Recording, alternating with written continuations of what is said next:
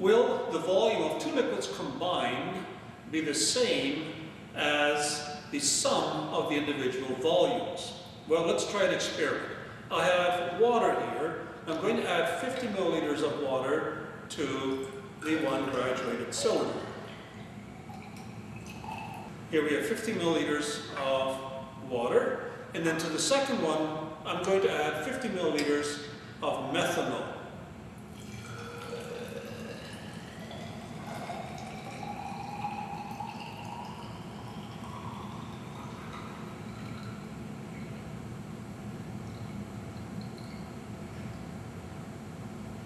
There.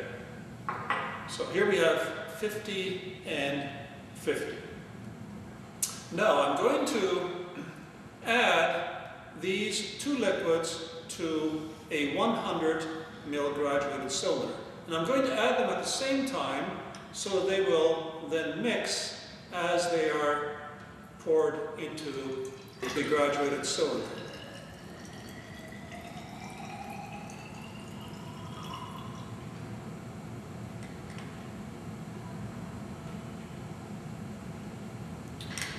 Make sure that both of the graduated cylinders are drained. And then we note the combined volume and zoom in on this. And you'll notice that the total volume is actually less than 100 milliliters. It's about between 97 and 98 milliliters. So what has happened to the other 2 milliliters? Well, because we've got two different substances, water and methanol, in the solution, they actually occupy the space between the molecules of each other. And so rather than each liquid occupying exactly the same volume as it did when it's pure, it now combines with the other liquid to form a slightly lower volume.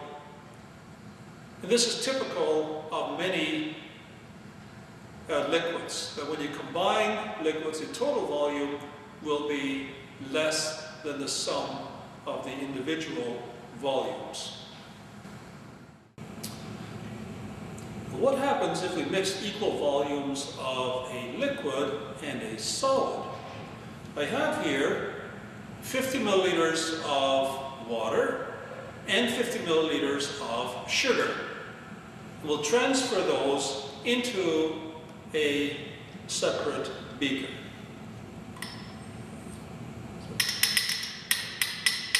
So here's our sugar, and we'll add water to that. And then we'll stir that with a spoon or a glass rod. And for these demonstrations, it's important not to use the gradations on the beakers because they're not very accurate. They're only meant to be approximations. So after stirring for a few minutes, we've got most of the sugar in solution, and now we'll pour it into the graduated cylinder.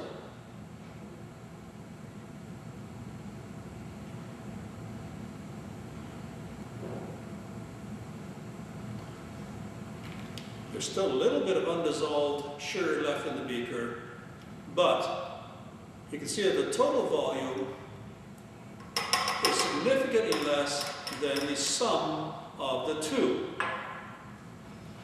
So if we look at this close up, we say the total volume is about 76 milliliters.